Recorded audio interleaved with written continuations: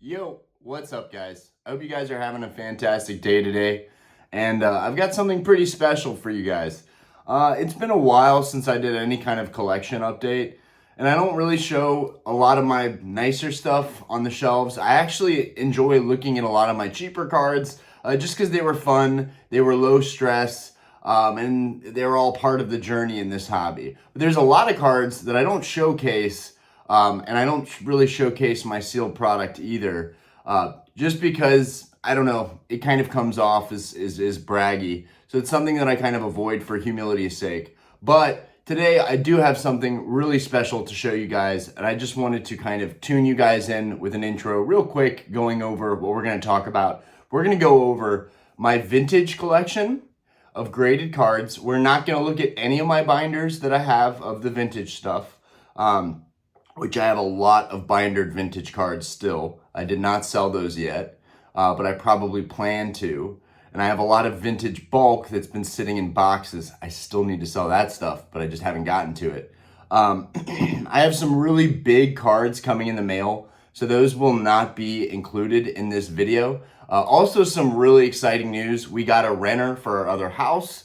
Well, at least I think we do. I think she has to see the place and fully approve, but it's one person and they work a good job and they have one dog. I think it'll be a really good fit versus having like 4 people or 3 people move into our other house. So that's going to take some stress and some pressure off.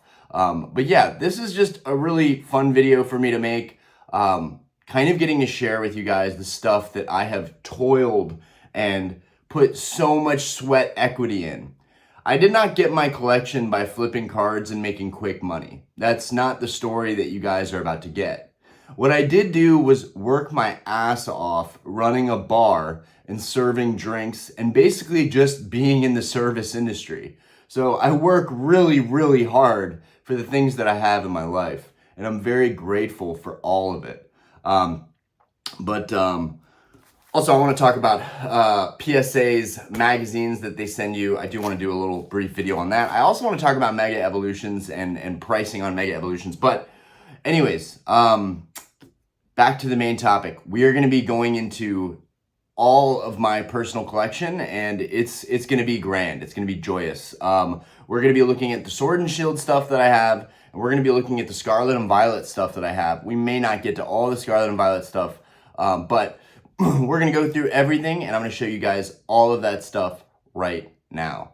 Thanks for tuning in. And I really hope you guys just appreciate this stuff. I've worked really hard to put this collection together. It wasn't something that came easy. It wasn't something that is meant to show off. It is literally just, I spent way too much money and was irresponsible, degenerate buying a lot of this stuff. And did it work out? Sure. Like crypto or like investing, like the investor bros in the stock market in the tech sector, it worked out, right? But what I like about Pokemon is that Pokemon, as much as I don't want to look at it as an investment, it has been a really, really solid store of value. And maybe that's something that you guys can learn from. And prices right now are insane. So I think a lot of people are going to see these cards and go, wow, dude, how did you get these cards? What do you do for work? How does a bartender afford all of this stuff? But I would have been buying a lot of other cards, but we just moved into our new home. And basically, guys, I dropped every penny I had on moving our family into this new home. And I'm just now getting in the swing of collecting again. And so I want to kick it off by celebrating what I do have and what I have accomplished. And yeah, I'm just really excited to show you guys these cards. And I know this has been a little bit of a long intro. You can always skip the whole thing and go straight to the cards. But yeah, I'm really excited to make this video. What prompted this video was seeing other people show their collections and knowing that, like, hey, I haven't done a collection update video in a while. And also, we were going to do a submission reveal today, but the submission is not, it got pushed back the delivery day, so it's not coming in today, which is unfortunate. I will see you guys for the live stream later tonight, which I'm definitely going to be doing, like we always do every week. But Yeah, the submission is coming in tomorrow. So tomorrow we're going to have a banger video to talk about. Yeah, and yeah, tomorrow we'll do the entire submission reveal. It'll be a lot of fun. I got a lot of PSA 10s coming in, so that'll be a lot of fun. All right, peace. See you guys in a minute. Should look pretty decent. What up? All right. So hopefully the lighting looks okay. I just kind of wanted to do a different perspective and I wanted to be comfortable. Starting off with an absolute bang, one of my favorite cards in my collection. Y'all know I obsessed about this for a while. The Crystal Charizard. So this is the first card we are showing in the collection because I went crazy trying to hunt this card down about a year after coming into the hobby. And I went to Collecticon and my two biggest targets were Gold Star Rayquaza and Skyridge Charizard. Now, these weren't like crazy expensive at that time, but relative to everything else, like all the cheap modern and a lot of vintage just being slept on, this card was just not on the radar. I ended up buying this card after trading other copies that I had and selling them. I ended up buying this card for about $10,000, and it has just gone up ever since. It's part of the reason for another big Skyridge card that I just purchased that's coming in. My Discord knows about it, but no one else knows about it. It's a really big card, and I feel like it's going to perform just like this Charizard has, because Skyridge is just a really good set, and the animated artwork is beautiful. This actually reminds me a lot of the kind of the Phantasmal Flames, that Charizard leak that we had recently for Legends Z to A. It's going to be really good, that Mega Charizard. And the Skyridge Charizard kind of reminds me of it, and it kind of reminds me of the Skyridge Zard. And I said that in my past video. But yeah, up first is our Skyridge Zard.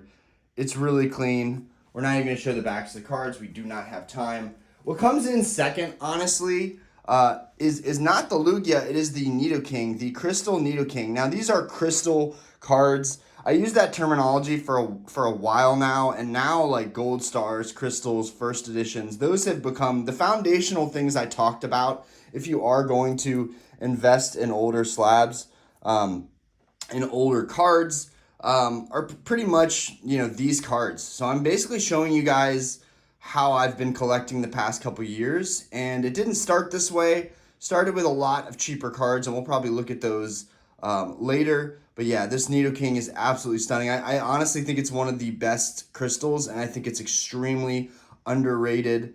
One of another collector named Pete Didier, he's since passed, but that was one of his biggest cards, and he kind of showed me and gave me appreciation for that card.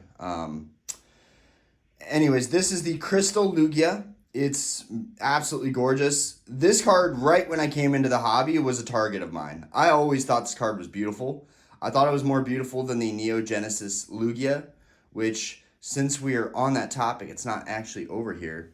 We got to go get the Neo Genesis Lugia. I love how that Lugia is flying in the ocean, and it's stormy, and it's just dark. I guess I like darker cards like that. Here we've got our Neo Genesis Lugia in a beautiful, new, modern, fresh cert.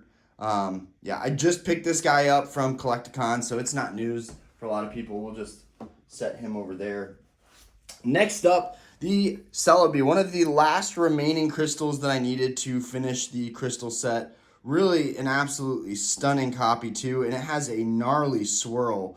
I would have liked to get a little bit better lighting, but the natural light today just isn't quite there. So this is what we have to work with, and hopefully it looks really good watching the video over again. I have graded guards on most of my cards to protect them. And now that they're worth that much more, it kind of makes sense to have graded guards. And then I put a plastic sleeve over them just for extra protection. Protection for the protection for the protection, right?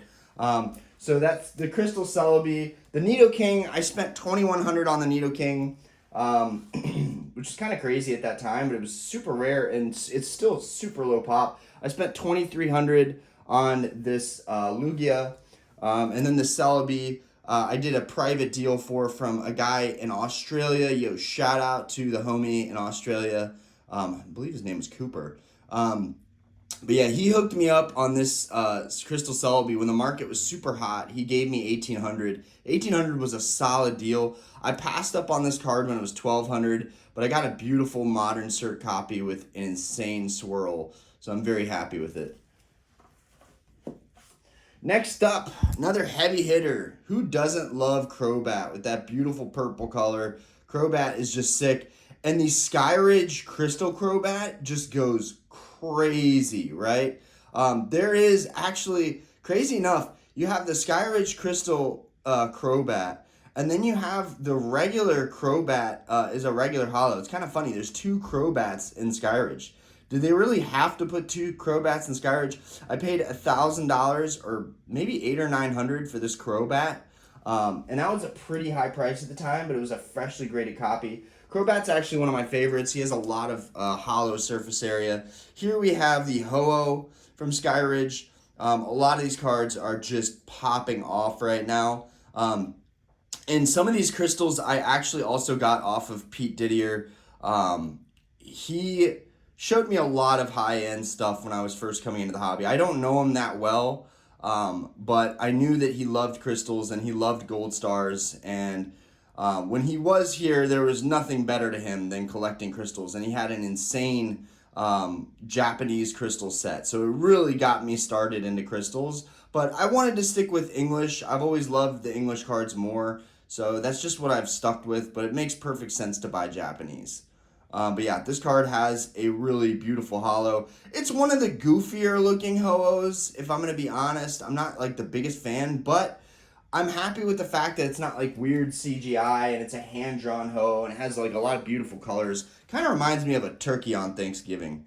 And then we've got Kabutops, which is just, you know, this is kind of a creepy looking Kabutops, but another one of the crystals. I don't really want all the crystals, but I just figured if I was going to go for these cards, might as well try and just have all of them. I got that for about 500. I got that one for. The Golem we also got for around 500. All of them have swirls. I don't know if they're going to show on the camera, but they all have really, really nice swirls. And just the e-readers in general are just really nice with the design of how they do them. The picture frame for the card is actually a little bit smaller than your typical picture frame for the cards. So you're actually getting less of that Pokemon in there, but they're just super iconic. But I'm not the biggest fan of the picture window. I wish it was a little bit bigger, showed more of the holo, more of the Pokemon. My least favorite crystal, but we have it anyways, this was also about 500, is the Kingdra. This card just looks hideous to me. It just looks hideous. Some people love it. I am just not the biggest fan. This card has not grown on me in the 5 years that I've owned it, but I have it so that it's a piece of this set. And at the time, I just felt like, dude, you'll get this, you'll be done with it, and you're done. I actually recently did a post on my Instagram with this card just because it matched the chairs on our back deck. That was about it. That teal blue color. The holo, I will say, it has one of the best holos, though. I will give it that. It has one of the nicest holo patterns. It just looks beautiful. So this isn't really one of my like grails, but I picked this up out of a collection for $40 like years ago, and I haven't sold it even in the crazy gold star market because it's more than just about the money to me. It really, like, I came in late to this hobby in 2019. So for me, it's been about catching up, and I want to keep cards that I have sentimental value with. Like I could have sold and traded and flipped so many cards, but some of them just aren't for sale. You know, like, and this Gold Star Alakazam I picked up in a $40 shoebox collection. The guy was like, I don't even care what it's worth. Like, I just want it to go to somebody that cares about them. Now, Gold Star Alakazam, and this is a PSA 7. All of my Gold Stars are 9s. This is a 7. 7s are still worth a lot of money. And this is also one of the most slept on arts for the Gold Stars. It just looks great. We have some other cheaper vintage cards in here. We're not even going to go over those real quick. But I have a lot of other vintage, like, mid-grade slabs. And we're going to look at a couple of those slabs just because I love them. But we're going to stick to the meat of the collection. The Shining Charizard. This was, like, one of my latest big pickups. This copy, I wasn't going to show the back, but just so you guys can see. I mean, dude, I'm super, super picky. The cards that go into my collection are not just for the grade. For anybody that's thinking, oh, he just cares about the grade. No, I'm extremely OCD, extremely picky, and I will literally buy several copies of the same card just to try and get the best copy. That is literally what I care about. This card is absolutely beautiful, though. My boy JD had just copped this card, and I kind of took it as a sign that, like, he's a super seasoned collector. He's been in the hobby, like, since the get-go. And if he was willing to pay these current prices for one, I was willing to pay. So I ended up paying, I think, $11,000.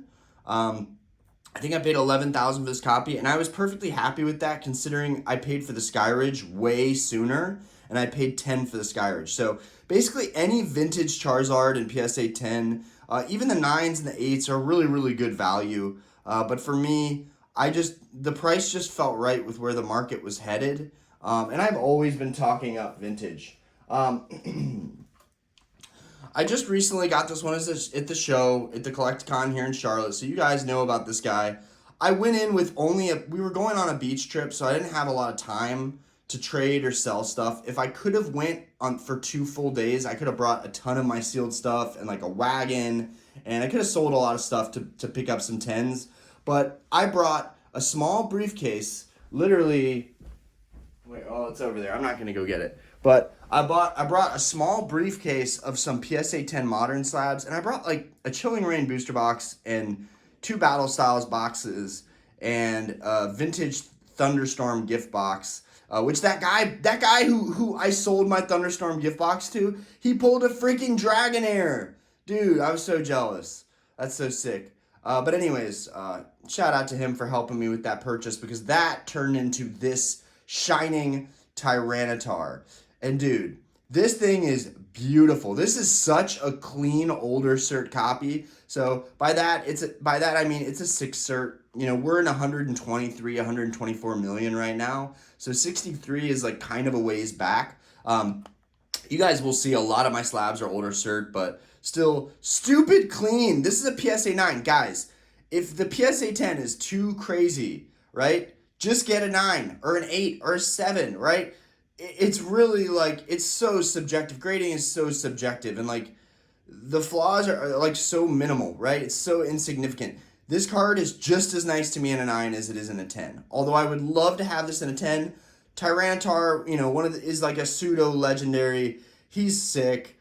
He's always going to be one of my favorites. And you guys are going to see that as I go down the line. There's another big Tyranitar card that I like a lot. But yeah, I traded this for some modern slabs and a vintage gift box, and I'm really, really happy with it. It was priced at 3.1. I was pretty happy with that. I feel like some people think I got fleeced at the show, but I was genuinely happy that the vendors were able to work with me on some of these cards. This I got from Jake. I think it's like Cardnomics or something. I don't know. Something else nomics. I don't know. Y'all all know Jake. Everyone knew him from the video, but he was the vendor that worked with me on this Shining Mewtwo, which is also in a 10, because I traded cash and modern slabs to grab this guy. And I'm a big believer in, you know, right now this hobby is so crazy, but there's still moves that you can make in this hobby. And so basically what I did was I just leveraged, you know, all the cheaper cards that I graded and got 10s. I leveraged those to get into some vintage. And honestly, I'm glad I did it that way. It really feel like I earned these cards instead of just buying them. But I am known for buying a lot of these cards, and I worked my ass off so that would be possible.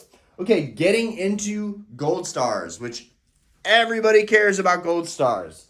It's Gold Star craziness right now, okay? It's Gold Star this, Gold Star that. If you look up content that the people are making on Gold Stars, it is blown up, right? Gold Stars are way more well-known now. There's literally people, content creators naming themselves Gold Star this, Gold Star that. Okay, So first up, Hoenn Phantoms, one of the best sets of all time. It has Pikachu, Gyarados, and the Mewtwo in Gold Stars in their shiny form. I absolutely love this Mewtwo. Absolutely love it. This card is so beautiful to me. Like the stance, the Cosmo Hollow, the purple, bro. Like, this card is so beautiful. I paid. So I paid. What was it? I paid 3.5, I think, is what I did for the shiny Mewtwo. Which is crazy because it was like that much in a 10 not long ago. But I'm rolling with the punches, guys. I honestly don't see this market retracing the way a lot of people think it's going to retrace, just because I've been in it for some time and people told me I was FOMOing into gold stars, and look at them now, right? These were $1,000, $2,000 cards. Now they're 10,000. So wow, I don't really care because they're not for sale. It really is kind of crazy and validating seeing these cards, seeing that they've risen so much and held such value. But yeah, I picked this guy up for about 1,600, I believe, and I'm really, really happy with it. It's a really clean copy. Yeah, and it's one of the best Mewtwo's out there, and it's so freaking dope that I got the shiny Mewtwo. That's not even in the camera. I got the shiny Mewtwo and the Gold Star Mewtwo together. I mean, these are two big cards, and the fact that all my Gold Stars are in 9 makes me I'm less critical of the other cards that I get in a 9. I just sold something on eBay. Woohoo! Next up from Hoenn Phantoms, the Shining Gyarados. Dude, this card is so freaking sick. Mine does have a print line going through it, but it never bothered me. I paid $2,800 cash for it, and I was happy to pay that price. If you see the back, you'll understand why I paid that much money. Well, also, at the time, that was a really high price to pay. $2,800 is probably going for like $24, $25. But you guys can see the back of this 9 is flawless. It got a 9 because of that print line, most likely, or maybe it's slightly off center too. But I originally wasn't a huge fan, just because I don't like this hollow style, but it has grown on me immensely since then. Just like the Gold Star Charizard and the Gold Star Mew, which we'll look at in a second here. But yeah, Gold Star, Gyarados, just one of the goats right here, right? Shining Gary, Gold Star Gary, First Edition Gary, like that's the foundation. Man, if there could have been a Crystal Gyarados, that would have been so freaking sick. Again, just this art is impeccable. It is truly gorgeous. I really wanted this Gyarados in a 10. There was a time it was like 6,000 or 7,000 in a PSA 10. And I was like, dude, that makes sense, honestly. That makes a lot of sense. Yeah, it's just, this card is just so freaking phenomenal. And it's extremely low pop. Like, I think there's like less than 70 or 60 of these. Maybe even less than that in the world that are in PSA 10. A lot more in a 9, but the 9 is just what I could get and what I could afford at the time. Such a sick card. And one of my favorite gold stars of all time, the Gold Star Pikachu, dude, or AKA the toughest Pikachu known to man. Dude, can you think of a Pikachu with a tougher stance than this Pika? Come on. Hoenn Phantoms is so freaking good for this, right? They're so freaking good for this. Giving us the Mewtwo and the Gyarados. It's such an amazing set to have. My boy Pokey Plumber just got, out of a lot of sealed booster boxes he got a Hoenn Phantoms box. I was so freaking jealous. But hey, we have some of the cards out of Hoenn Phantoms, and that will just have to do for now. But yeah, this Pikachu is gorgeous. I did bring this to Collecticon. It does have some slight top edge liftings, but not to bother me enough to ever sell the card. I was really only taking it to Collecticon to see if I could trade it. I was willing to pay a vendor $100 on top of this card. They get $100. They get the exact same card, and it's pretty modern cert. 7.7 is not bad. But yeah, the Gold Star Pikachu in all of its glory. Okay. Now we get into EX Deoxys, guys. EX Deoxys. What a freaking crazy set. Okay. And real quick, I paid $2,800 for, I paid $1,600 or $1,700 for the Gold Star Mew, $2,800 for the Gyarados, $2,300 for the Gold Star Pikachu. A buddy here in Charlotte sourced me that card. Super, super grateful for all the people that have helped me bring this collection together. You know who you are. First off, we got the Latios. Is actually I think my least favorite. I'd say the Latios is probably my least favorite of these Gold Stars. The darker background being the majority of why I feel that way. It just barely shows the holo on this card, which I think is kind of problematic. When you spend so much money on a card, you want to appreciate it, but the holo just doesn't pop off the way you want it to. In contrast, so I think I paid $2,600. Yeah, $2,600 for this copy.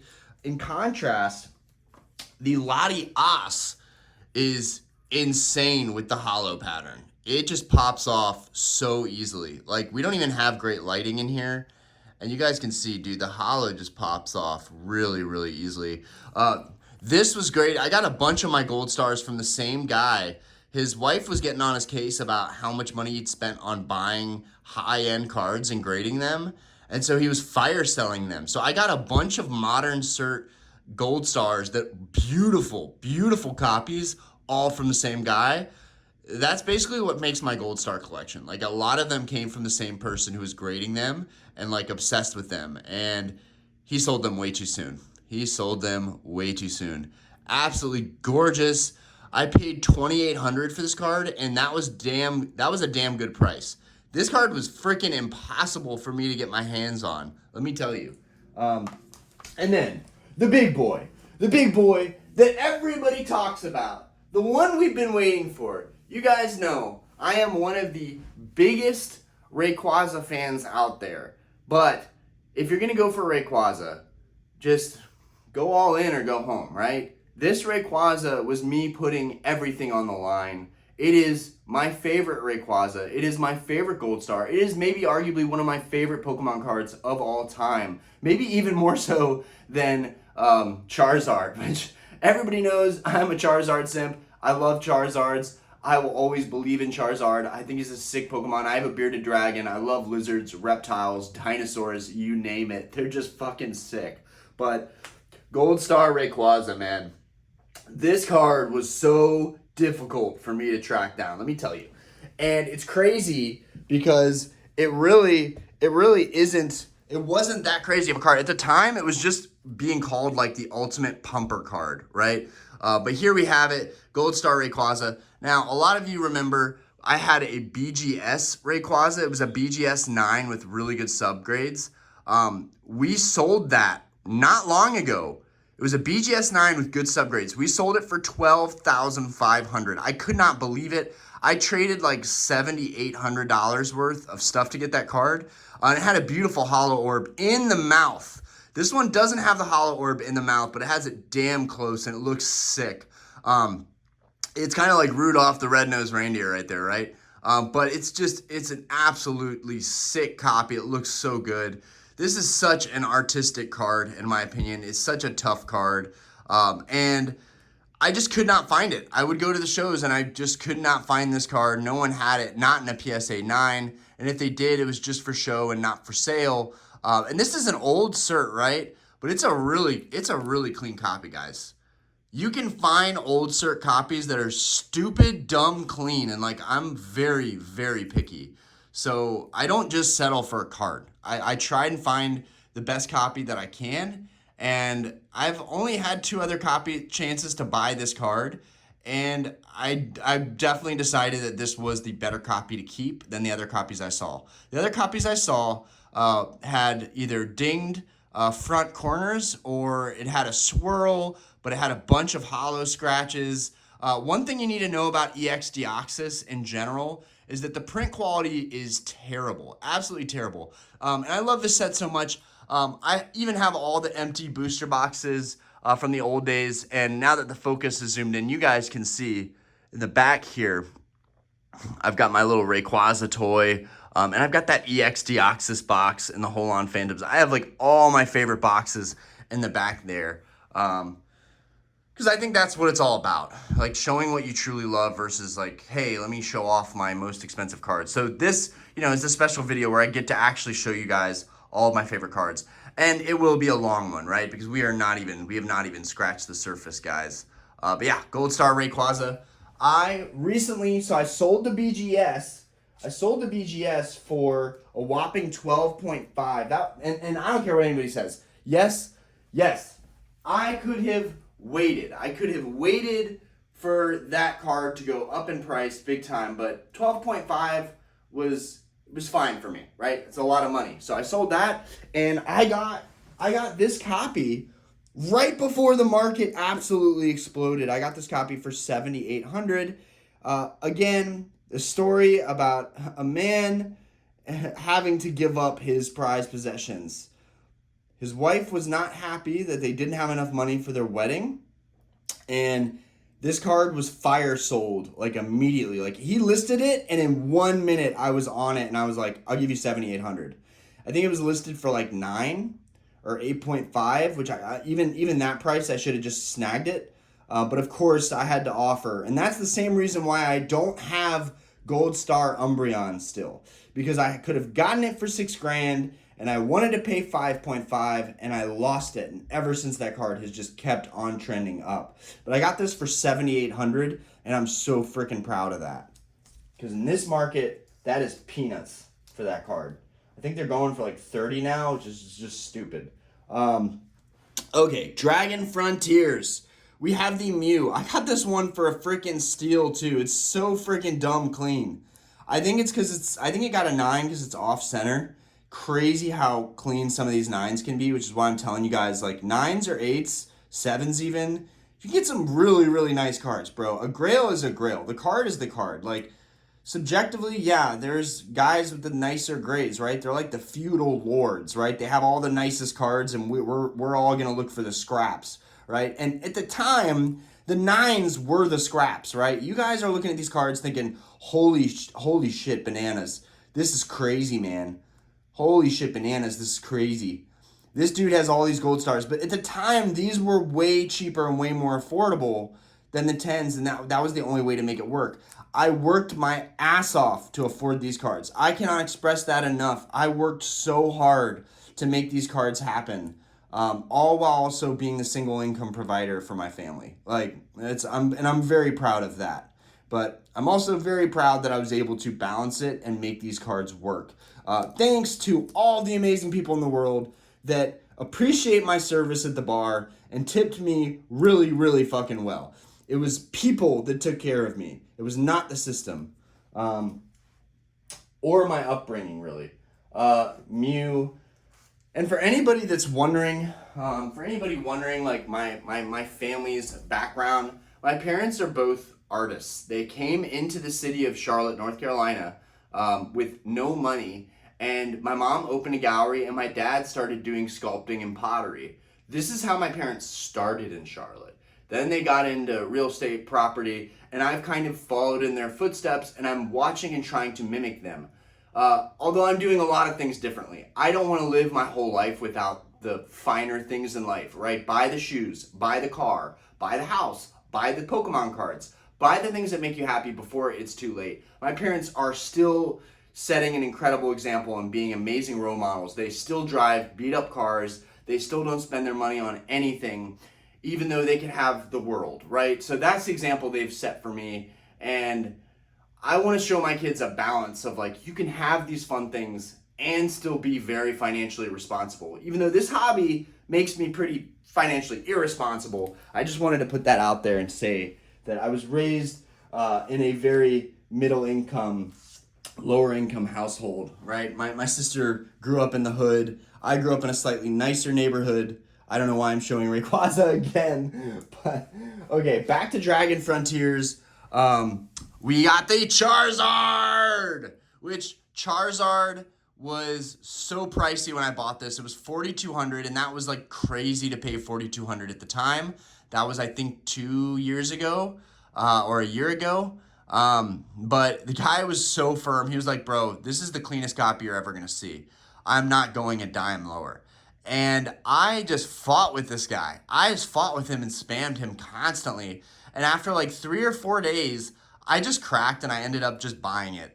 Now, what helped me a ton was the PSA Vault, the eBay Vault. Now, PSA does the Vault now, and they're doing a terrible job with it. The Vault is awful since PSA took control, but when eBay was doing it back in the good old days, when eBay was running things, it was way faster, way smoother. You guys can see, super dumb, clean copy. But yeah, paid $4,200 and got here in a pretty reasonable time frame. I remember I was so fucking stressed out picking up this card because it didn't get delivered and it went to the distribution center, and I was like, oh my God, dude. And now the distribution center is like much closer to us, but at the time it was like 35 minutes across the city, and I didn't even know if I could get it. They were like, do you have ID? Do you have a proof of your address? Like, it was like low-key stressful, and I was arguing with them because I didn't have everything I needed, but I had my ID, and I was showing them the proof of the tracking, basically, and eventually they just let me walk out with the card, but technically they were not supposed to let me walk out with the package. But yeah, this came in, it was super stressful. I was like, oh my God, I hope it doesn't have a ding or a dent or a scratch somewhere, and I flipped it over in the broad daylight and just said, wow, babe, I'm really happy with this copy. So yeah, 4.2 for the Charizard, and you know, I wasn't initially a huge fan of the Charizard. Y'all know that I'm not a big fan of that kind of reverse hollow artwork, but since then, it has grown on me a ton, and I do appreciate it now, and I'm very, very lucky, very grateful, and very lucky to own these cards. Okay, big one, Crystal Guardians. I don't have the Celebi, so I don't have the Celebi. I had it, and I sold it for $800. Now it's like $3,000 for Crystal Celebi, or like $2,400, $2,400, $2,500, $2,600, $2,700, given the last auction. And I'll pay that at this point because you know what? It's how it's always been, right? These cards keep on going up, and they're scarce. They're scarce, and they're hyped up, and they're hot, and it's what vendors are flipping at the shows, and they're playing hot potato. It's really funny. Vendors are a big reason these prices have jumped so much, guys. Vendors are a big reason these prices have jumped. And, like, I don't fault all vendors. Like, I get it. You're doing your hustle. There's good vendors. There's bad vendors. I brought this up before. But a lot of them are playing hot potato in this feudal system where they are the lords and we are looking for scraps, y'all. And they're playing hot potato at our expense, right? Genuine collectors like myself, we want these cards in our collection for good. And it makes it damn impossible to do that when the same card is going table to table, going up and up and up and up for price. It's hot potato. That's my terminology for these cards being so freaking expensive right now. But it's no shock. The whole market is up on everything. It's not gold stars, it's everything. But gold stars have tripled in value. But people said first edition base set was not going to do that because it's so boring. First edition base set has tripled in value too, guys. A lot of those cards have tripled in value, and you'll see that here in a minute.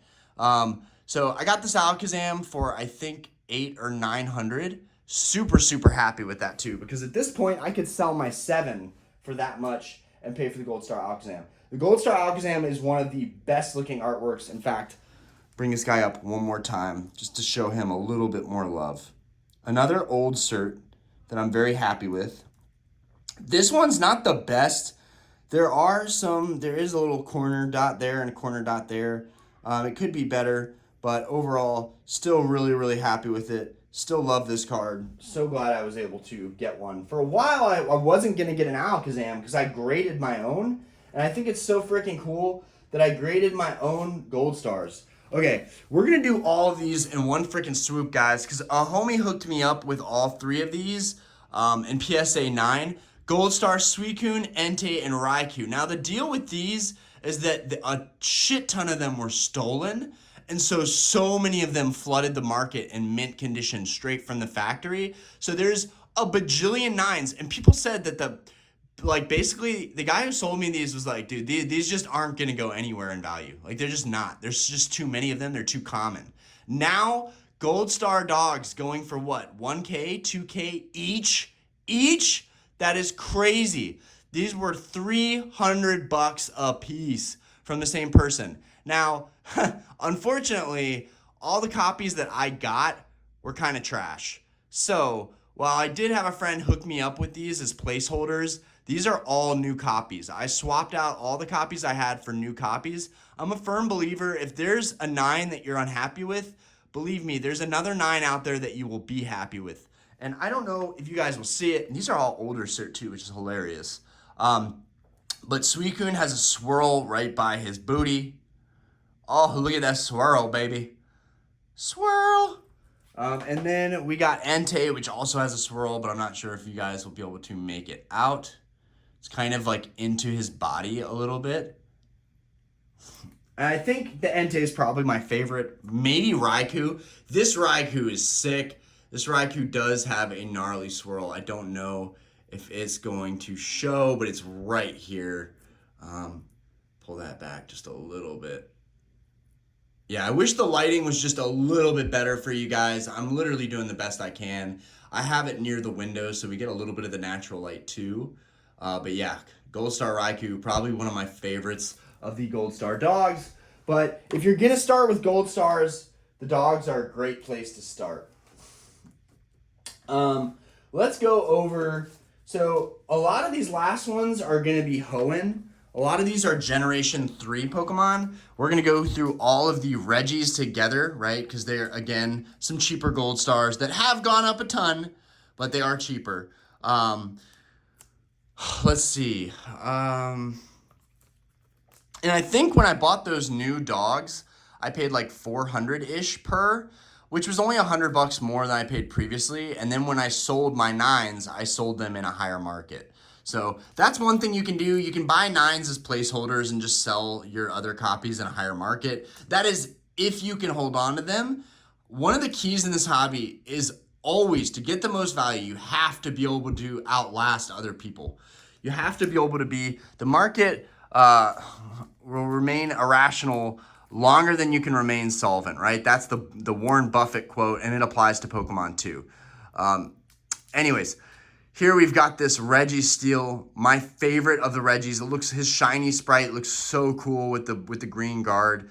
Registeel is definitely my favorite. I pulled a Registeel EX along with a Chansey EX and an Electabuzz EX when I was a kid. Those were like literally the nicest cards I had that I pulled myself as a kid. But I had a lot of sweet Japanese cards like Shining Gyarados and a bunch of other stuff from the gym sets. As a kid and even as an adult, I'm a big fan of the Gym Heroes and Gym Challenge, and I plan on tackling that set very soon. Regirock right here, and I got each one of these. I think I got Registeel for 500, Regirock for 600 or 550, and then I think I paid 700 for the Regice, mainly for that because it had a swirl, and they're all super clean copies. These were all graded by the same guy and sold to me by the same guy. The Regis are really cool. So much fun. I think Generation 3 appeals to me because just growing up, playing the Game Boy, right?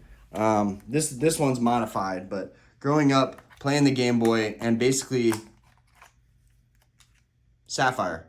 Sapphire, I don't think I played Ruby and Emerald, but Sapphire was the one that started me with Gen 3. I played Fire Red and Leaf Green, and that allowed me to really appreciate the Kanto starters. But I never played any of the Gen 2 games, though. I have them all now, but I have a Game Boy and a Game Boy game collection as well. This Sapphire really did it for me. It really made me appreciate Pokemon on a different level. And while I was more involved in Yu-Gi-Oh! Yu-Gi-Oh! Was really my first TCG love. Like, I played it with my friends. We would have pizza and play Call of Duty and play Halo. And so Yu-Gi-Oh! Was really like my first love as a TCG. And everybody on the channel kind of knows that by now, but I continue to barrel down this Pokemon wormhole. Okay. Moving forward, we have the Eeveelutions. Let's talk about the Eeveelutions, okay? And there's a lot here, so we're going to just talk about all of these together. We got Vaporeon Gold Star. This was, Vaporeon Gold Star was $1,100. That was a lot of money. There is a nice swirl above his head. Not sure if anybody is going to notice it or make it out. Probably not. But this is probably one of my favorites of the Eeveelutions. I think that this is a peak artwork of Vaporeon. And just Eeveelutions in general, super popular. But really tough to get with the gold stars. And I have them all except for the Umbreon. So we got Flareon. I picked up the Flareon, I think, for around $650 or $700-ish. The Flareon is kind of my least favorite. I love it, but it just doesn't have a lot of hollow pizzazz, if you will, which makes it kind of a lower rank in my opinion. The Jolteon, I think, is actually one of the better ones because it has lots of hollow surface. This Jolteon also has a really gnarly swirl that you can actually see clearly right there. I think all of my gold stars and crystals have a swirl somewhere. Obviously, Espeon does not. This seller, the guy who I got the Espeon from, and I paid $750 for the Jolteon, yeah, $650 for Flareon, and then I got the Vaporeon later. And I got the Espeon, I think, before I got those other three, too.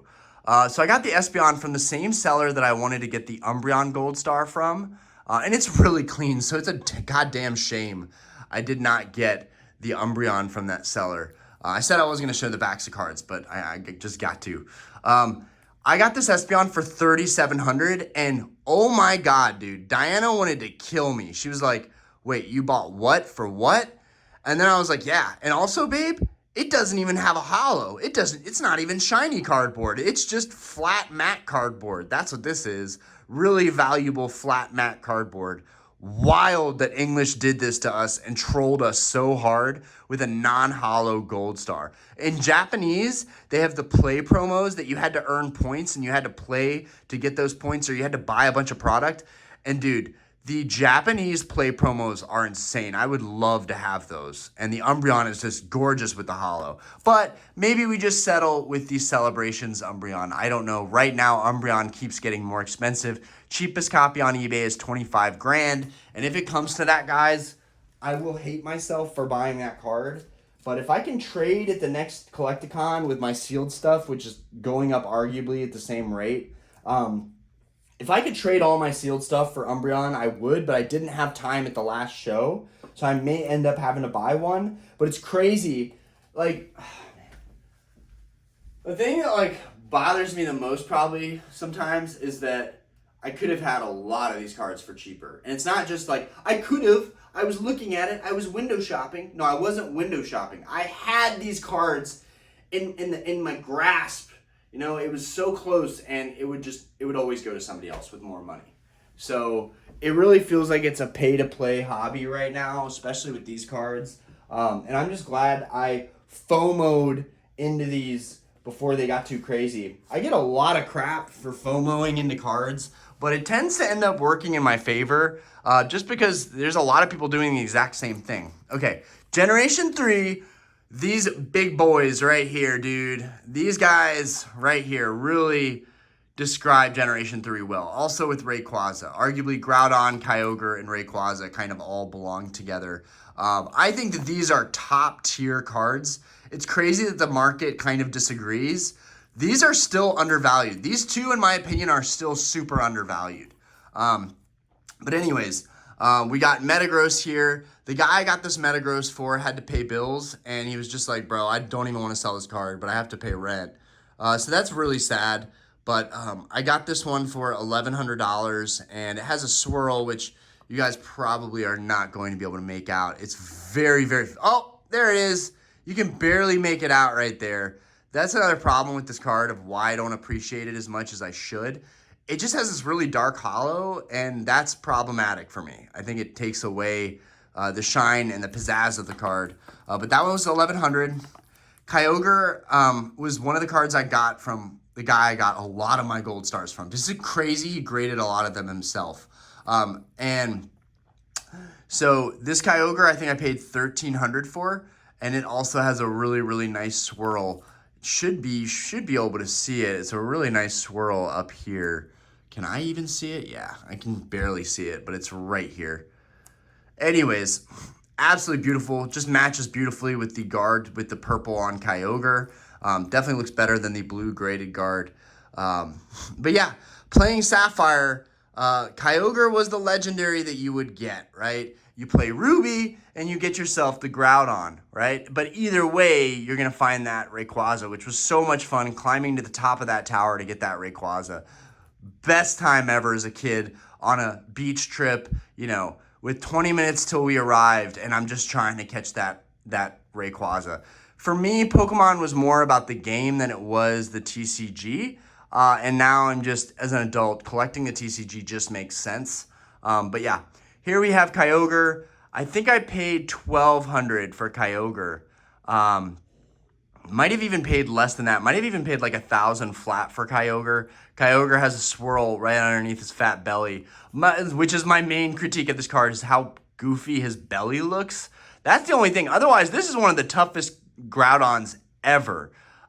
Dude, with his hand out like that. And there's a lot of other cards, guys. Before I go any further, there's a lot of cards that deserved Gold Star treatment. A lot of people throw that around like Gold Star treatment, like had this certain card got the Gold Star treatment. There are so many cards out there. Like there's some Palkia cards that I feel like should have got the Gold Star treatment. Like I think they should have taken Gold Stars in the Generation 4 and it would have been sick. Like Giratina Gold Star. Why didn't we, like, I didn't even like Giratina in the beginning, but then he grew on me immensely. Now Giratina's like one of my favorites. Giratina Gold Star would have been sick, guys.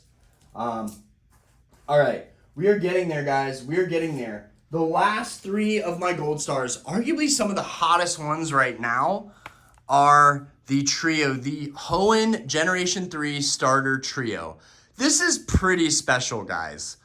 This is one of the few times we are going to get starters that get such high-end Grail treatment. It really is a special thing. I paid $14 for Trico, $17 for Mudkip, and $2,800 for Torchic. And they were all from separate people, but they all ended up being super dumb clean, right? I've looked these over a bajillion times. They all have swirls in different areas, but we're not going to super focus on that because we're 46 minutes in. Granted, the Wi-Fi is on Ripple Fiber at our new house, and the Wi-Fi freaking smacks here. So hopefully this video will get uploaded quick today before we do the stream tonight. I'm just worried because we're getting closer to that hour point. And guys, we have so much more to go, so I'm gonna have to move quick. Okay.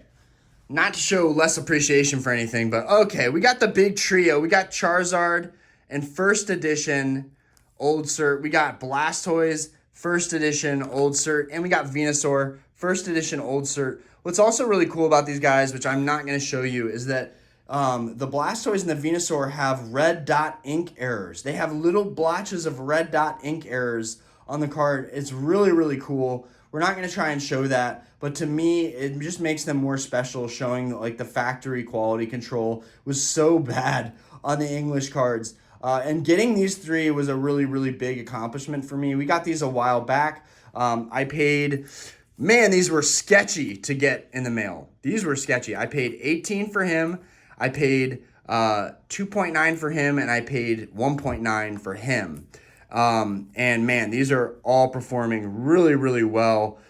Super iconic. I don't know why first edition base set took so long to take off, but again, I don't mind that. I'm still trying to finish first edition base set, and we're going to go over the last first edition base set cards. But I do think it's crazy that people thought that I may have overpaid on this card and that it might have come down a little more. And like a lot of the cards that I bought, quite the opposite ended up being the case. This is now like a $50,000 card, and I paid $18 for it. So it kind of tripled, and maybe you can find a cheaper copy out there, but this was such a hard card for me to secure, and I'm just extremely grateful to have it. Okay, moving forward, we got a couple more guys. We're literally fanning out first edition base. We got Ninetales, Alakazam, and Mewtwo.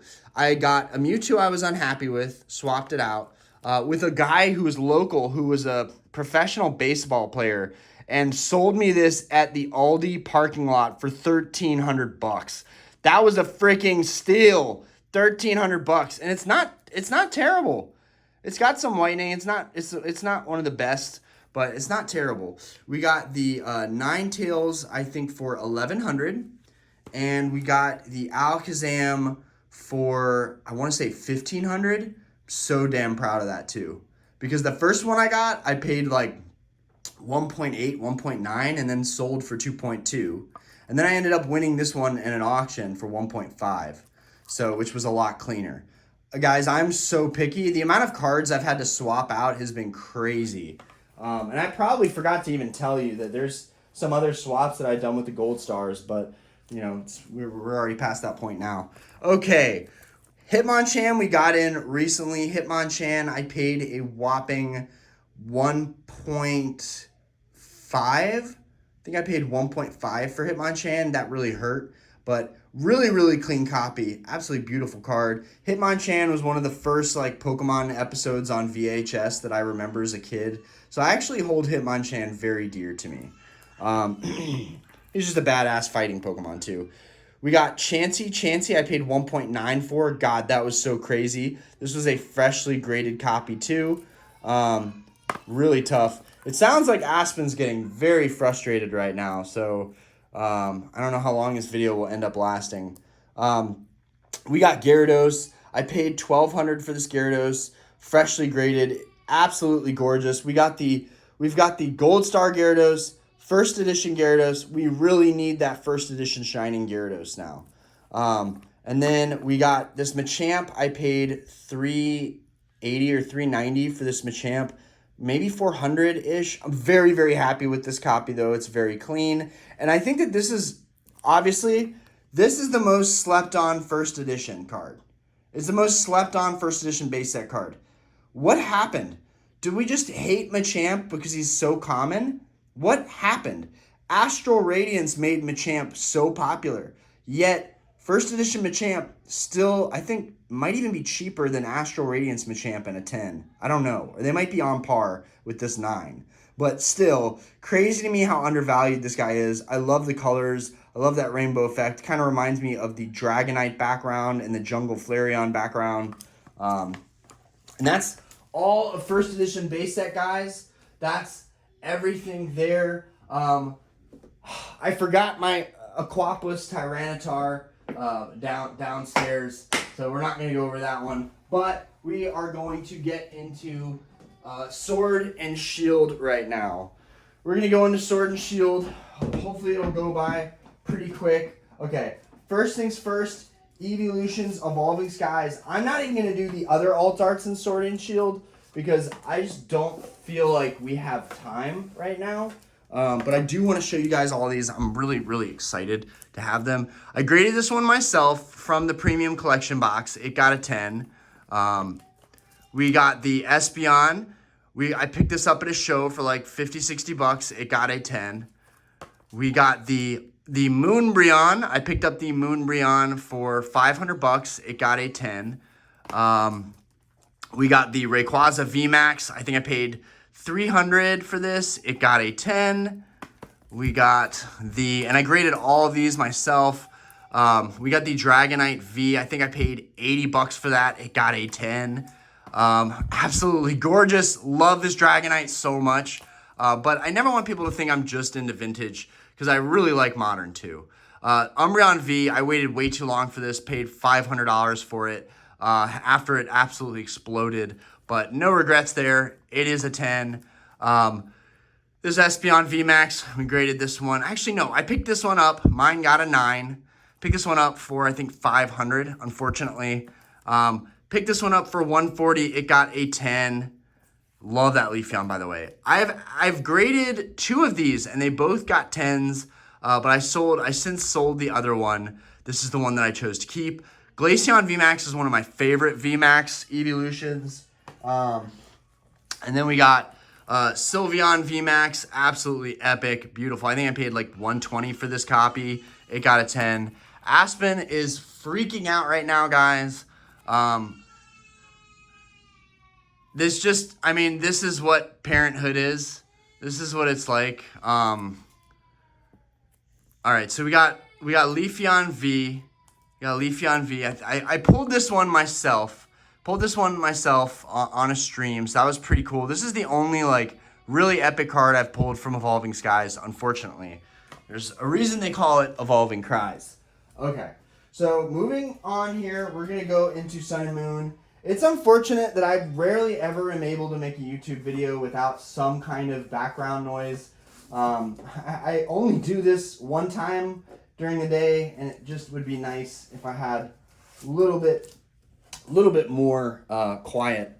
So we got the Aerodactyl V. I think I paid like $120 for this guy. It got a 10. I'm not the biggest fan of the Aerodactyl V, but I wanted to have all the popular alt arts. And we have a bunch of other cheaper alt arts in there, but we're not even going to go over them because time-wise, now I'm kind of racing to the clock to show you guys the rest of the collection.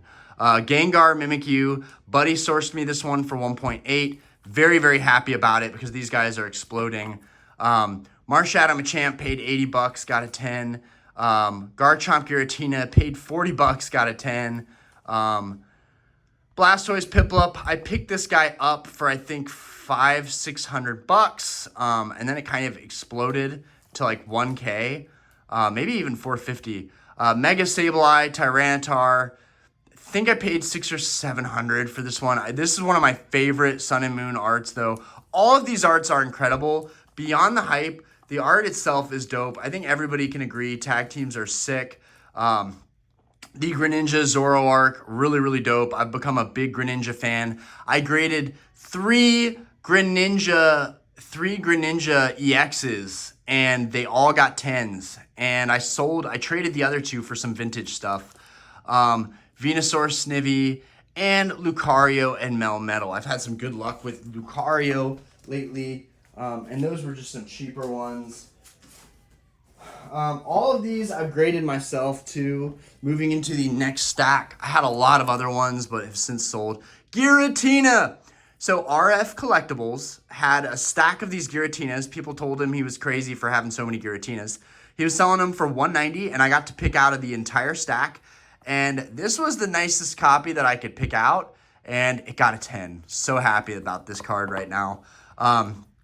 We pulled this Charizard V ourselves on stream, and it got a 10. Pulled this card myself. Very, very important to me. Brilliant Stars was one of my favorite sets. So yeah, we're happy about that. This is the second Blaziken VMAX I had. I actually had a flawed poopy 10, and I had to sell it and then flip it into another 10. So that's unfortunate that I had to go through that for such a modern card that should have been, I don't know how the other one got a 10.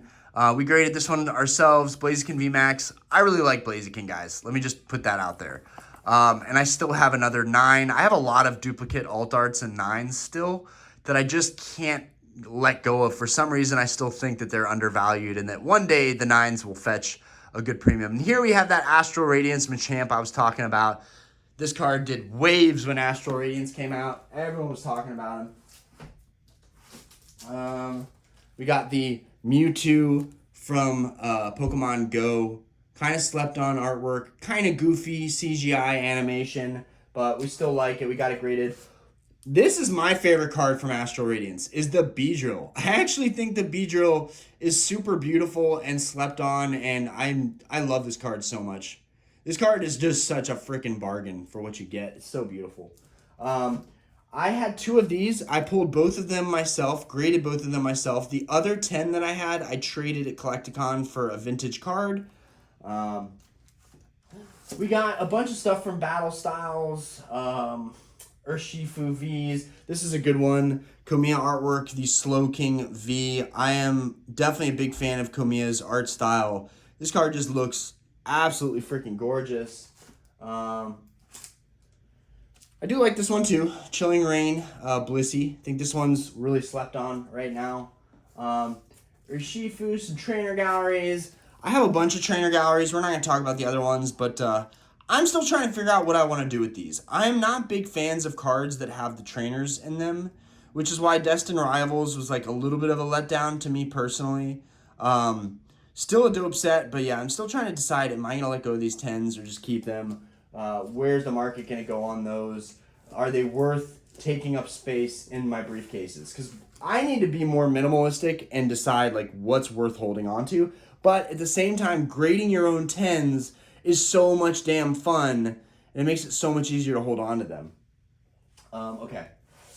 So we got Fusion Strike, very, very hot. This Mew is one of my favorites. I wish I would have bought a lot more Fusion Strike when it was just dirt cheap. I wanted to, but everyone was saying not to.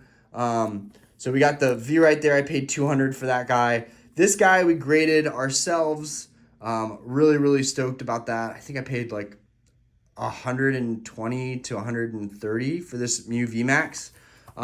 This Pikachu we pulled ourselves from Crown Zenith and graded. I love this Pikachu. This Pikachu is a grail to me, but it's unfortunately not worth much. We got Dialga. We picked this up for like 40, 50 bucks. It got a 10. Same thing with the Arceus V. And then the Gengar VMAX, I knew wasn't going to get a 10, but I'm very lucky with how off-center this is that they gave it a 9. Gengar VMAX is sick, but it's actually one of my least favorite Gengars, so I have no problem with the fact that it is a 9. And I'm becoming a much bigger Gengar fan, but like Gengar Mimikyu GX, like I got this. I got the it's over there. I actually forgot to even talk about it, but we'll talk about a couple other Gengars real quick. Bring these two over. And there's some cards on the shelf that I'll talk about. But we got this at the show. This was one of the cards that we traded Modern in to get cash, and we ended up picking this up. Absolutely gorgeous. There's a swirl at the bottom. The Sabrina's Gengar is just so iconic. And honestly, with 10s being 15 to 20 grand, that's bogus. Just get a 9. Just get a freaking 9. The 10 costs way too much. Blaine's Charizard is still affordable. It's 6-7 grand and a 10. It's not like absolutely bonkers. Whereas the Sabrina's Gengar just has the Gengar tax right now. And it's just too much. It's just too much. So we have a level X Gengar coming in the mail. Again, my submission is going to add big time to my personal collection. But I picked this up, again, out of a trash collection, right? Super cheap collection. I have so many cards that I won big on out of that collection. But I kept a couple that I just had a feeling about.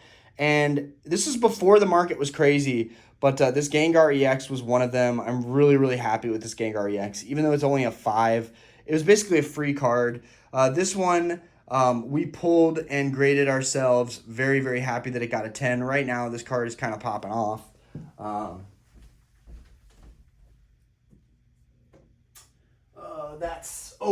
This is a cool vintage card that's cheap that I want to show you guys.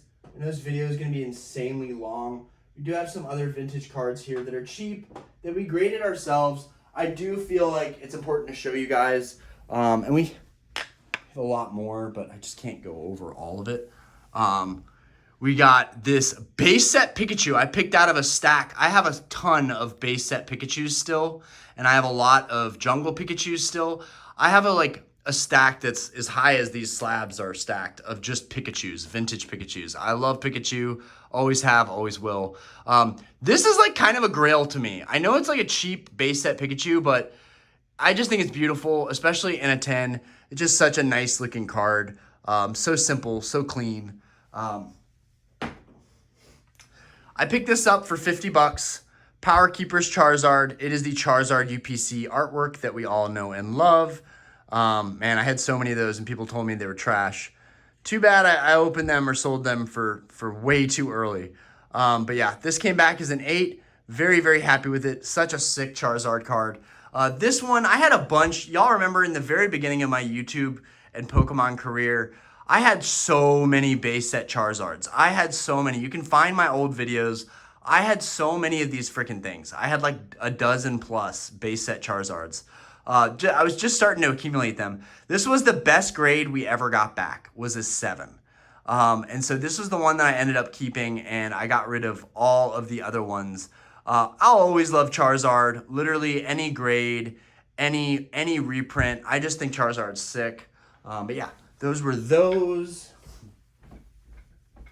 I know I'm going off a little bit on a tangent here, but bear with me, guys, because it is coming to an end. It is definitely coming to an end. Also, I have a huge theme deck collection. Also, let's look at this Celebrations Charizard again. Any reprint, doesn't matter to me.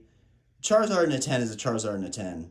I love this thing so much. It's sick. Celebrations is kind of what brought me back into Pokemon Modern, to say the least. Okay, so we covered pretty much. Oh, okay, this is a big one. This is a big one. No one's going to care about this one, but I care about this one. Oh, also, you care about this one too. The Lugia 10. I got a lot of cards up there I want to show you guys. We got the Silver Tempest Lugia in a PSA 10. Love this card. Still think it's kind of slept on. It's been slept on for way too long. Even at $1,000. I mean, the sky is the limit for Lugia, I feel like. All puns intended. Bunch of duplicate stuff that I graded. Gogh Pikachu. I love this Deoxys VMAX from Crown Zenith. All of the Deoxys cards from Crown Zenith I just think are just such freaking eye candy. Dude, this thing is so trippy. Okay, let's go over one of my favorite vintage cheap cards in my collection. This Wartortle Top Deck Magazine gold stamp. So they all have a gold wizard stamp. This one has a double stamp error. And I literally put it in the submission that it was an error, but they didn't give it to me because it's PSA. Screw PSA. I don't care. I know what it is. I had 3 copies. One sold for $200. The other one sold for $300, I think. And then from that, this was the nicest copy I had. I kind of came up with the fact that this is probably like $400 or $500 just because it is in better condition than those ones, and it is extremely rare.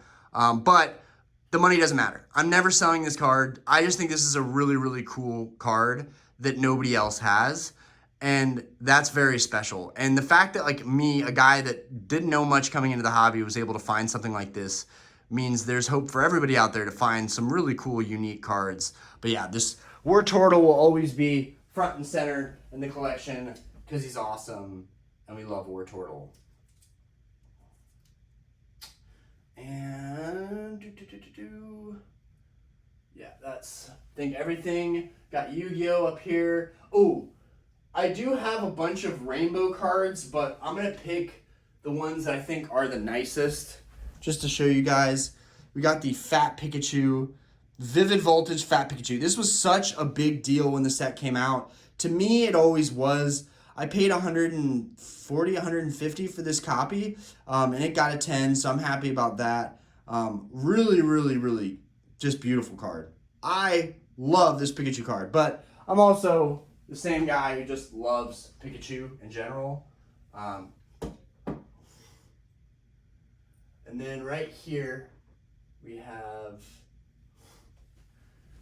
a Darkness Ablaze Salamence. I have a ton of Journey Together Salamence coming in from PSA. So you guys, it's no wonder that I like Salamence, okay? Not only that card, I also graded the Darkness Ablaze regular full art. Yeah, Salamence is freaking slept on. Where is my cult following for Salamence? Salamence is fucking sick, guys.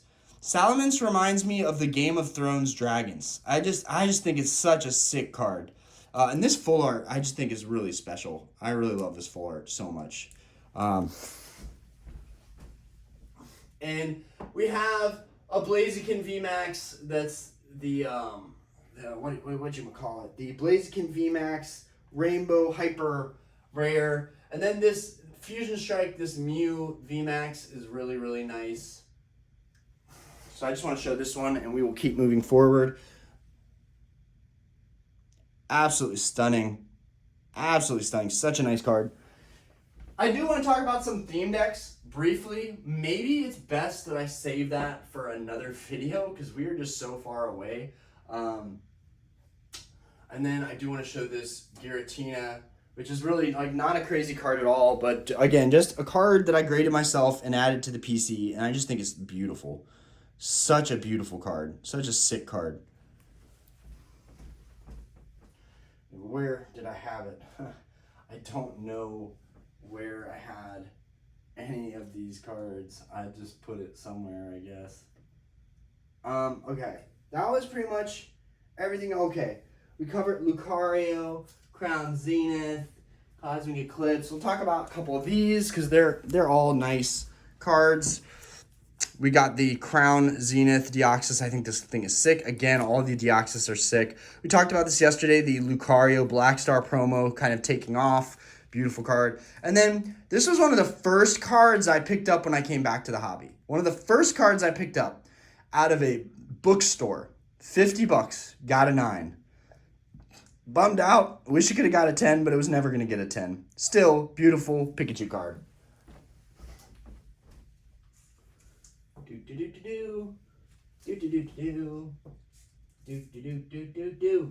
Oh, another Darkness Ablaze card that I forgot about. Darkness Ablaze Charizard VMAX. The only real hit out of Darkness Ablaze, pretty much. Pulled this card myself. It got a 10.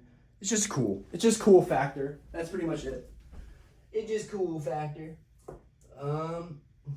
Now, okay. We're going to keep moving. Go through the last of these slabs. And then we've got Scarlet Violet Era. All right.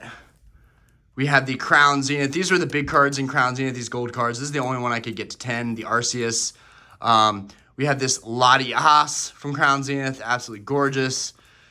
Rapidash V, I think I paid like $80 for that one. Zapdos V, I think I pulled this one and it got a 10. Empoleon V, so slept on, such a good artwork. Empoleon is sick.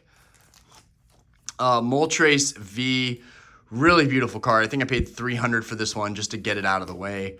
We pulled this Tyranitar ourselves out of one single Battle Styles booster box. I invested big time into Battle Styles. I will say it was an investment. I did have plans for it to sell it down the road rather quickly because I just thought it was undervalued. And now it's becoming a little bit more of a long-term hold. But we opened one single box and got this Tyranitar, which got a 10. That was cool.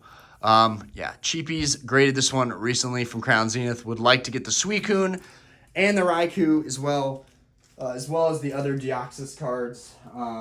It's just so much to keep up in this hobby, guys. Absolutely so much to keep up with in this hobby. It just feels like it's damn near impossible sometimes. And, this video is going to have such a hard time uploading. Okay, so, okay, so we're getting into Scarlet Violet Era. So, got some other cards I'm going to pick out here and just show you guys. Whew, okay. So, right off the rip, I'll show you guys some stuff that we had on the shelf. We had this PSA 10 Paldea Evolved Raichu, one of my favorite cards from Paldea Evolved. The Sleepy Raichu. We had the Magikarp, which I graded 3 of these. They all got 9s, so I sold the other ones, and I'm just going to keep this copy. I'm happy with it. It's beautiful. I don't think I'm going to get a 10. This we graded recently. Very happy. I'm a big Gardevoir fan. I'm really glad that that got a 10. And then I don't even remember where I freaking had, oh, right. These were kind of all just sitting up here. Is this man's organizing his stuff with us watching? Yes, guys, I am organizing with you watching. And like my first edition base set, I have the 10, but like my first edition base set, these Latias from Surging Sparks had red dot errors. And you guys might not see it, but there's a red ink dot in the middle of Latias's neck.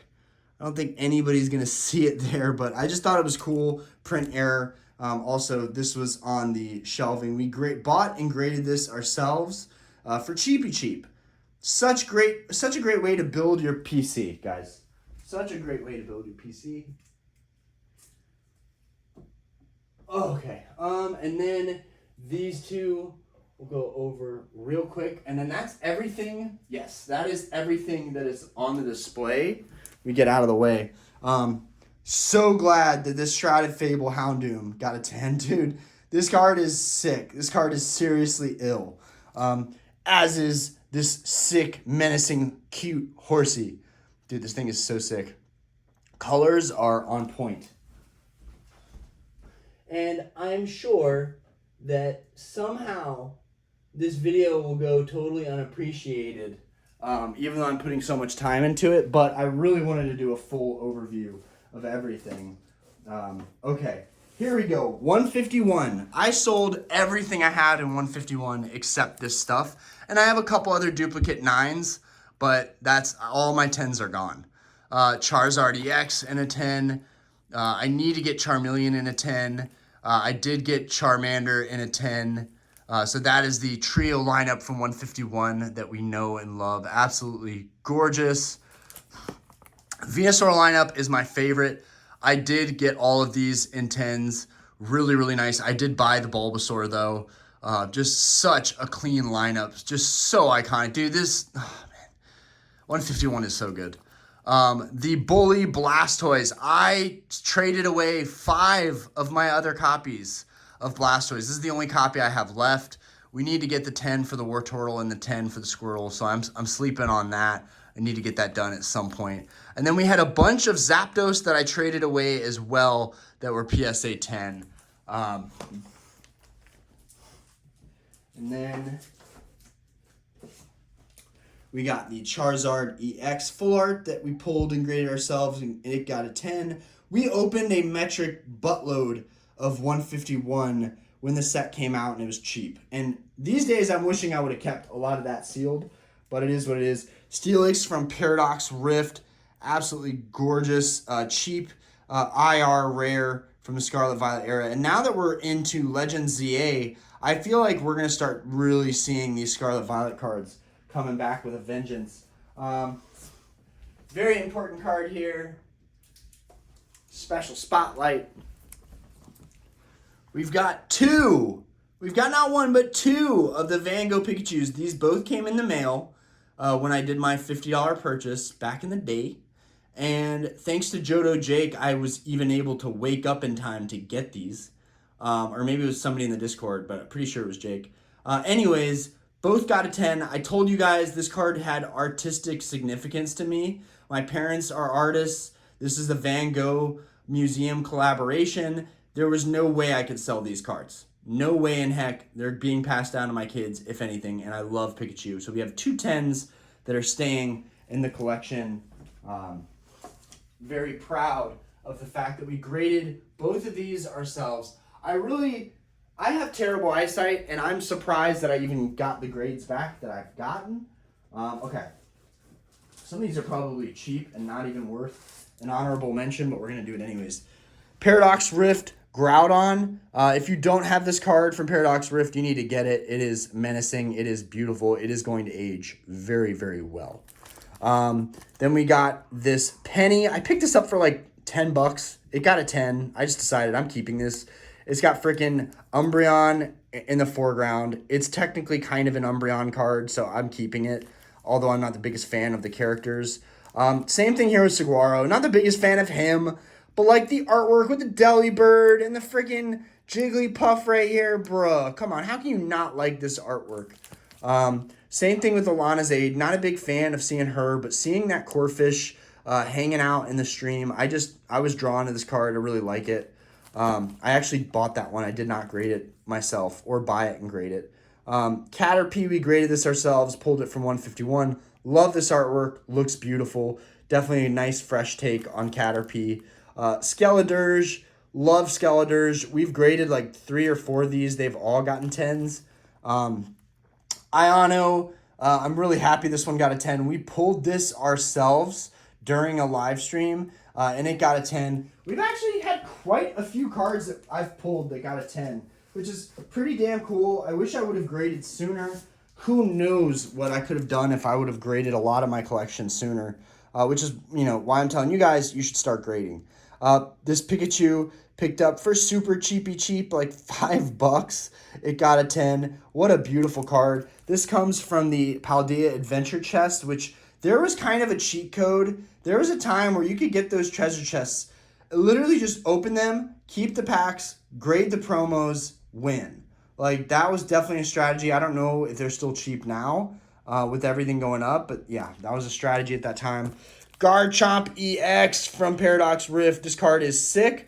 I hate the Terra Crown right there, but other than that, like, dude, the colors, it looks so good. I did buy this one. I did not grade it. Same thing with the Miraidon. I bought these. I slipped up a little bit and bought some cards just because they kept kind of rising slowly in price, and I just wanted to cross them off the list. I really want the Corridon still. I know it's cheap. It's not hard to get, but I've been putting off Modern so that I can do stuff in Vintage. This Kecleon I bought. I just think it's a beautiful artwork. I'm not even the biggest fan of Kecleon, but for $50, like, dude, there's a lot of illustration rares under the radar. Giovanni's Charisma. I am really, really excited for the Shrouded Fable Persian coming back because it is going to look so freaking nice with this card.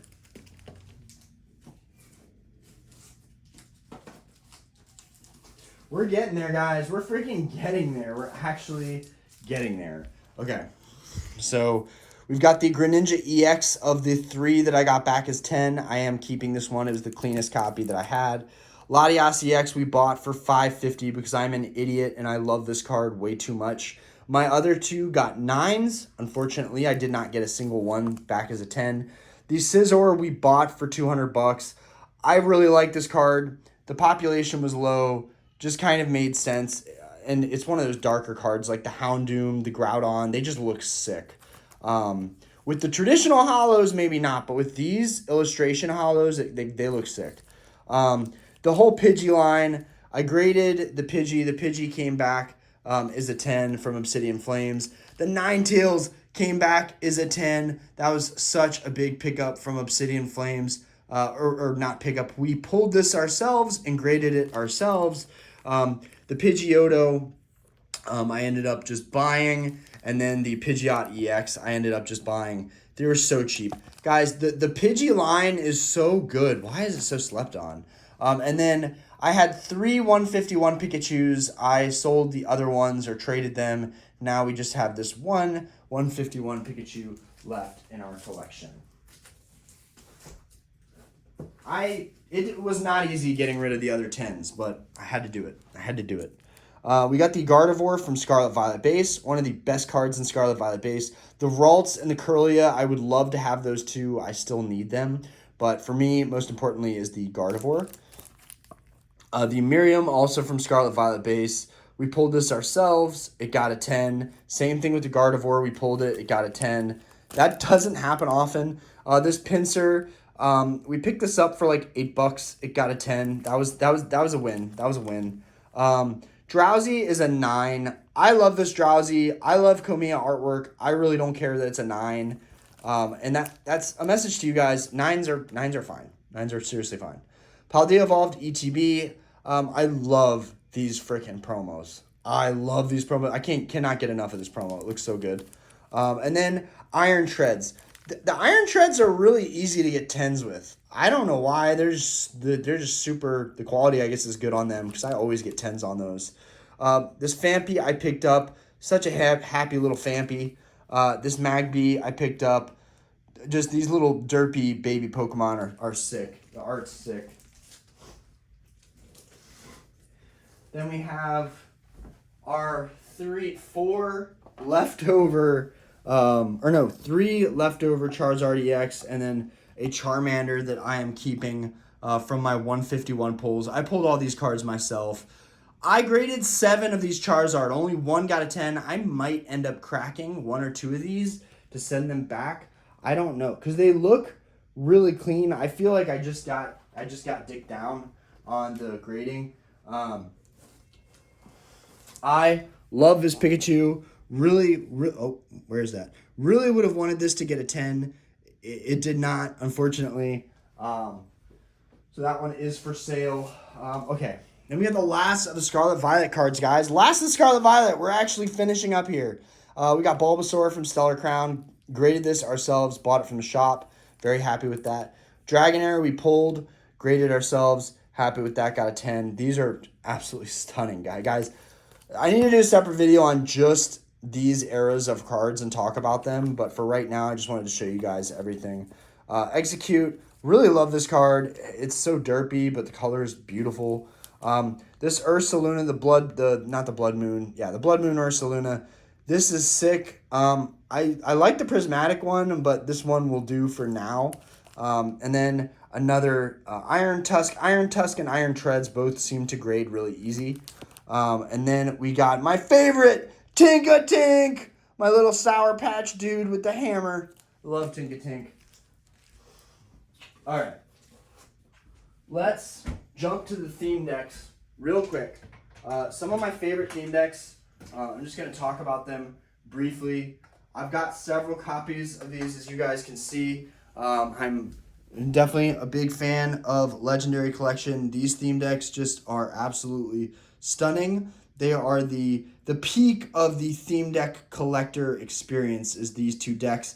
You can get a reverse Legendary Collection holo out of either of these.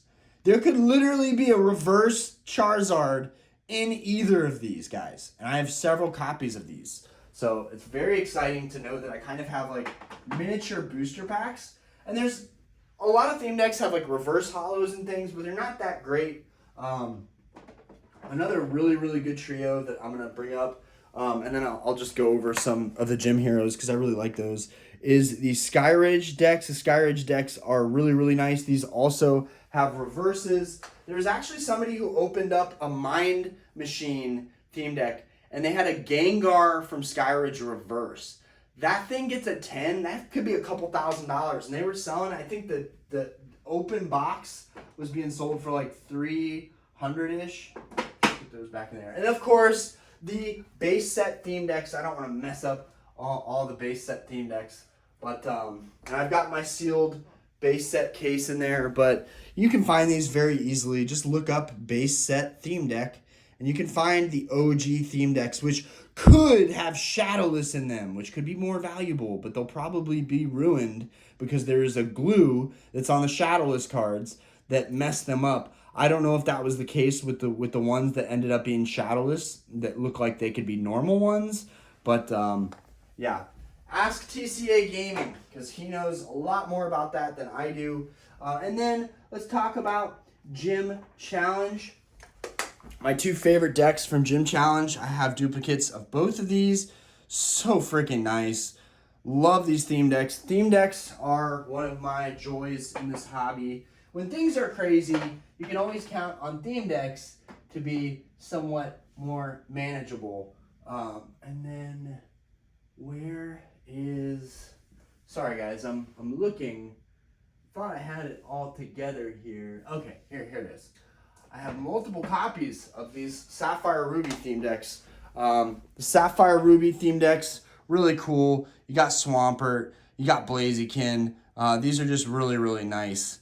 And I just love the colorway with the red and the blue. Looks really cool. We want to put these in the back where the sun isn't hitting them. Put this one in the back here.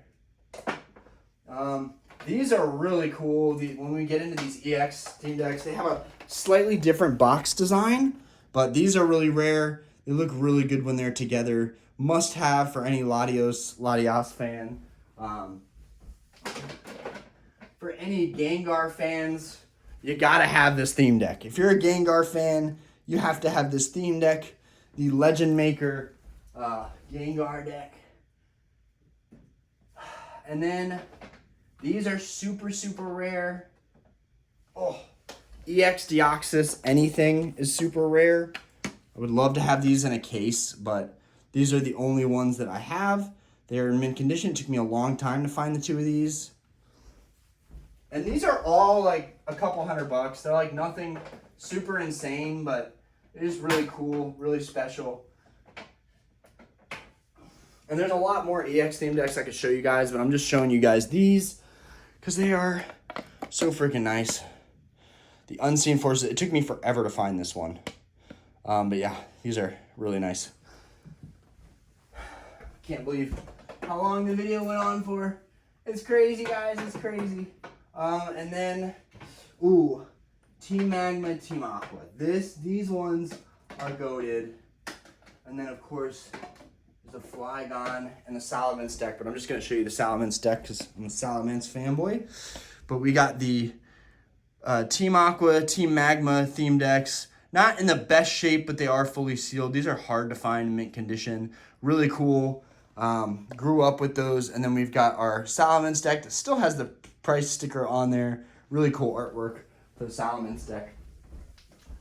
And I've got duplicates of the Groudon because I'm a big fan of Groudon.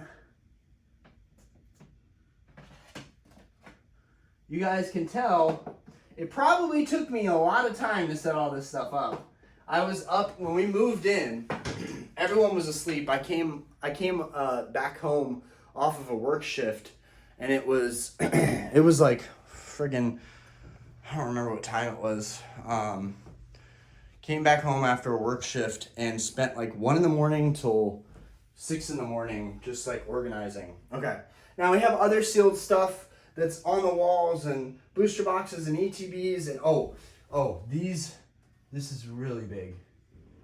This is really quite big. This is special. The Tempest, the sealed Tempest gift box. Y'all know I have a bunch of gift boxes, but these are really, really cool, really rare. This one has the 3 random booster packs, but it has a base set pack, a fossil pack, and a jungle pack. We opened one on one of the last streams, if not the last stream we did at the old house. We opened one and it had no heavy packs. It was a total loss. It was unfortunate. But here we go, guys. We're going to open up. I'm going to show you guys some of my sealed stuff. I don't know how easy it'll be to see it, but we got a bunch more gift boxes, and we've got theme decks over there and some theme decks in this box too. But hopefully you guys can see that pretty well. So yeah, this is all of my sealed stuff. You can see I did get rid of some sealed stuff that was in these boxes. I did lighten the load a little bit, but I still kept pretty much everything that I've had for a while. And then I have a couple of these board games. I just think these are really cool. Dude, how cool is this Master Trainer game? I don't know, random, but still cool.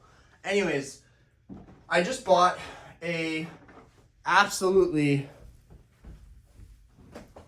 See, I could even do videos with the closet open. It would be a totally different type of space. What would that look like? Would I look like a total douche? Yeah, I would look like a total douche. That's just great. Hey guys, this is my Poke Mountain of sealed product. No, I have a really big card coming in. That was crazy thing to pull off. So a lot of this stuff is going to go soon. It weighs too much. It's too heavy. I don't like how much space it takes up. Honestly, if I could go back, I would have just bought single vintage cards. I wouldn't have bought any of this shit. But it's worth a lot more now. That's great. But so is everything else. Like, who cares? Like, really, guys, who cares about sealed investing? Really? You might say, well, that's hypocritical, Ryan. You do sealed investing, but now you're going to ask, why is he putting his chair on the ground like that? Guys, this is brand new carpet. I do not want the brand new carpet to get ruined by the indents from the chair. Anyways, guys, that is pretty much it. That is a wrap on everything. I appreciate you guys. If you stayed this long for this video, we have some really cool stuff coming down the pipeline. I haven't been as active on YouTube as I wish I could have been, but knowing that we were going to be uprooted from our last home and that we were going to move into a new place and that there was going to be financial stress and, you know, getting the loan and having our offer accepted, having the house inspected, you know, wondering if our 28-year-old furnace was going to blow on us, like a lot of things I was stressed about, and that prevented me from making content. These aren't excuses. It's just the reality that I have a lot more going on in my life, and I'm running a bar full time, and I provide for this family full time.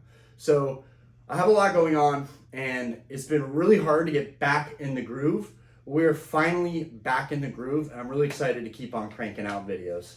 Anyways, I hope you guys enjoyed. Appreciate you. If you liked this video, let me know what your favorite card was. Or if you think I'm crazy for buying all these cards. Peace. What's up, guys? So I was gonna run downstairs and grab this, but I always keep my one case holder down here so that I can protect the cards when I'm around the kids. But yeah, this is the only card that I did not bring up. That's a vintage Grail card of mine that I just did not bring up, but it's really special to me. This is the Aquapolis Tyranitar. I would love to have this card in PSA 10. I probably will at some point. It's kind of inevitable. This is an incredible card. And if we look really close to the artwork, it's one of my favorite artworks. There's thunder, trees, kind of looks like it's on an island somewhere. It's truly phenomenal. It's such a phenomenal card. But yeah, just wanted to go over this card real quick. I traded, I think, two Greninja and a Blastoise for this card, I think. So, or maybe it was one Greninja, one Blastoise, and like Zapdos. So I think those cards are going to go up a lot more than this card will, just because I feel like this card's already topped out value-wise. So that was a win for that vendor. But like, damn, y'all, look at this. Look at the back. The back is so clean. It has one clip right there. One little white dot right there. But other than that, it's super clean. But yeah, just wanted to show you guys this card. We're actually going to walk out onto the deck real quick. This is the new spot. We have this super bright deck. We're going to walk outside. I need to pressure wash the deck. But wow. Wait, let's get this in the right light. Wow, bruh. Look how clean that is. That is so freaking crispy clean. Yeah, this thing's goated. I think it's actually fitting that this is the final piece of the video. Man, I wish I had this in 10 though. Maybe soon. Maybe soon. Also, just want to say real quick that I think in this day and age, people think that like you have to inherit a bunch of money or you have to have scammed people over or done something wrong, and that working hard just does not afford you the same luxuries. And I'm not saying that people are just unlucky or they're not working hard enough. What I am saying is if you do work your ass off for the things that you want in this life, you can pull it off. It's not going to happen overnight. This did not happen overnight. This whole life that I'm living now, the place that we're in now, our new house, like this did not happen overnight. This was 5 years in the making of grinding, hustling, working the bar, and now things are finally going well, and you know we could finally afford this place, and we could barely afford this place, but we made it happen, right? Wasn't exactly living below our means, but I just wanted to wrap that up real quick and just tell you guys that like whatever your thoughts are after seeing this video, just know if you really want something and you work hard towards it, you can accomplish it. I believe in you, and you should believe in yourself. Peace.